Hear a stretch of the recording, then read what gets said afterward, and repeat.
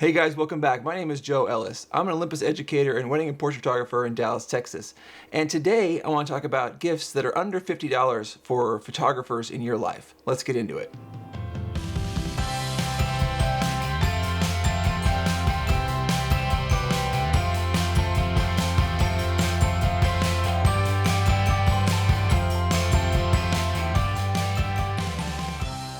So one of the hardest things about the holidays for me is coming up with like a list of things that I would like to receive as gifts. The problem with photography is that most of the things that I want are, $500, $600, $1,000 plus. And so I thought it might be fun to come up with a list of things that you can have on your Christmas wish list or that you can give another photographer that are in that $50 and under price point. So here are 5 things that I find critical in my kit that you might want to put in yours. And the first one is an SD card wallet. The one that I love is this one. It's the Think Tank Pixel Pocket Rocket. And what I love about this case is that it holds, I think, 9 SD cards, and you can even double up the slots. It has a place for your business card, and it tethers to your body. And here's my pro tip on SD card wallets. Probably the number one way that you're going to lose images is not from a corrupt SD card. It's more likely going to come from human error. It's from misplacing a card, maybe even having a card stolen, having gear stolen, having the card still in it. And one of the failure points that I really wanted to eliminate in my wedding and portrait business was any chance that I was going to lose images. I've really done as much as I possibly can to protect myself. So a few of the things that we do, of course, is we shoot on cameras that have 2 card slots, and that way when I go home, the pictures are separated between my wife and I, so we have 2 copies. We take 2 cars to weddings, we back them up in multiple locations, we put a copy online.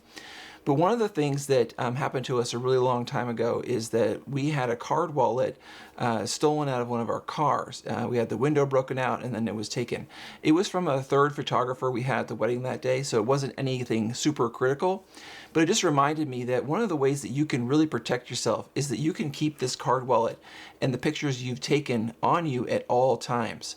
Even if you're, put your cameras in your trunk or in your hotel room, there's no reason that you couldn't keep this on your person for the duration of any trip that you're on before you've backed it up. So that's my recommendation. On Amazon right now, the Pixel Pocket Rocket, I believe, is only like $16. So make sure you get the orange one if you're an Olympus shooter, because this is the one that holds SD cards. Some of the other versions will hold the, compact flash and XQD and all that kind of good stuff. So this is the Pixel Pocket Rocket from Think Tank, and you can also order it directly from them. And of course, I'll have links to these things in the description if you want to use them. Okay. So next up is a lens cleaning kit, and this is certainly something that every photographer in your life could use. I have mine sort of cobbled together from various kits that I've received over the years, and I've actually picked one here on my list of things I'll have in the description that comes in a nice case. But the 3 critical pieces of a lens cleaning kit for in the field use for me are, number 1, a bulb blower. And the pro tip I have for using a bulb blower with your camera is if you're going to blow dust out of the camera, like here's my EM1X, for example. If I'm going to use it, I'm going to turn the camera upside down. I'm going to blow air this way. That allows any of the particles that get moved to fall out of the camera. See, a lot of people doing it this way, or worse, they're doing it this way. So whenever you use one of these to clean out the inside of your camera, kind of get rid of little dust particles that have been shaken off by the sensor's anti-dust mechanism, make sure you're tipping the camera this way so that if anything can be assisted by gravity, it is being assisted. Okay, so a bulb blower is the number 1 part of that. The next piece is a lens pen. So this I use for getting out little dust particles on the front element of my lenses and on and in the inside and the back element of the lenses. I try not to touch the glass of my lenses if at all possible, because it just tends to leave smudges. And if you use, a cloth on your lens, there's a chance that some kind of stuff will get smeared. Even if it is possible to clean it up with a wet cleaning, it's just better if you can avoid it if at all possible. So this little pen here is just a basic little brush, and I'll just go in there and just clean out little, pieces of pollen or dust or things that have fallen in. And then the last piece is just a cleaning cloth.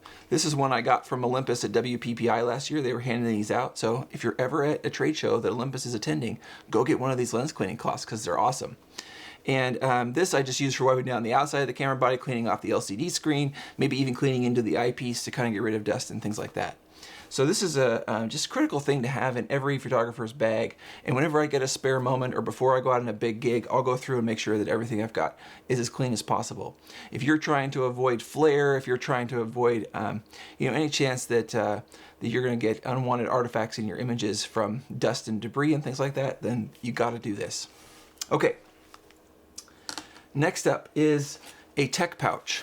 So every photographer loves bags, right? And I have more bags than I care to shake a stick at. I tell myself that it's okay because I've been in business close to 20 years if I have a bunch of bags, but in reality, you try some on and they don't work, and then your kit evolves and you buy a different bag, and it's a never-ending saga. But one bag that has stayed with me for a really long time, or actually I have about 3 of these, is these little tech pouches. And like I said, I picked one out from Think Tank that I have in my description.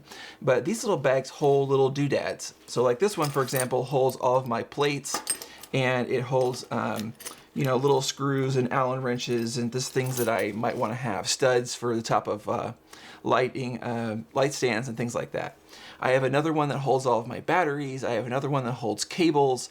And that way, when I go to pack my bag up, everything has a nice, tidy little space for it. So these are tech pouches, pretty simple thing, but these will move from camera bag to camera bag to camera bag and probably never cease to be useful in your kit. Okay, next up is an LED light. And later this week, I'm going to go out to some Christmas lights at night, and we're going to talk about lighting a picture, a portrait at night with Christmas lights in the background.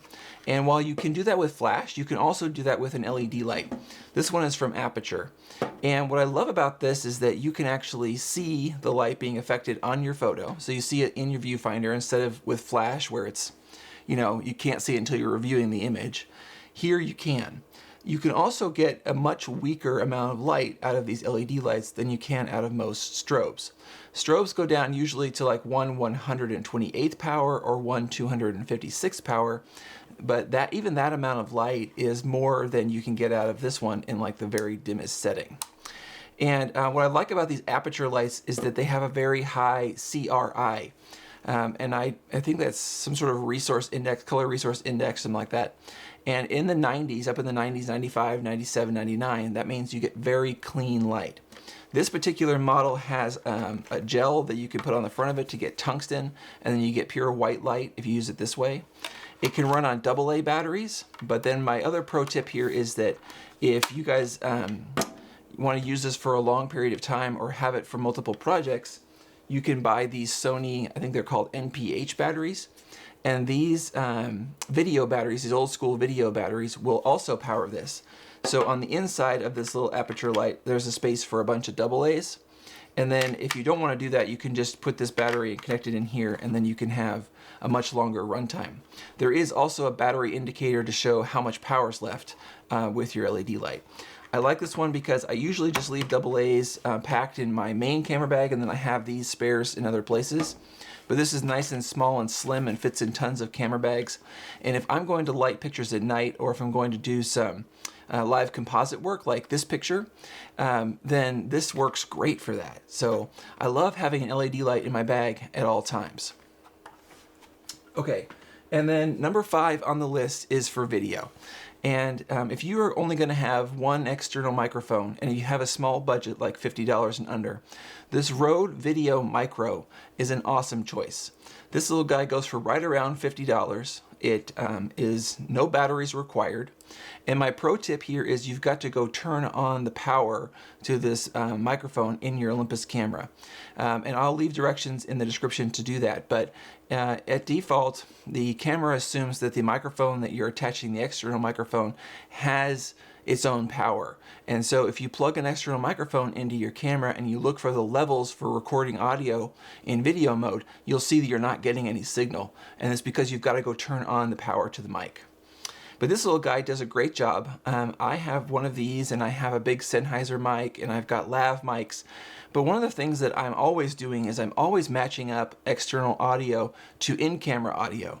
And when I'm getting in-camera audio, I'm oftentimes using this little mic as my in-camera mic. That way I have much better sound, and it's not muffled, and it's easier to sync the two tracks up if I have better in-camera audio. Also, if you're vlogging or if you just want to pack really light, this is about the smallest external microphone that you can get.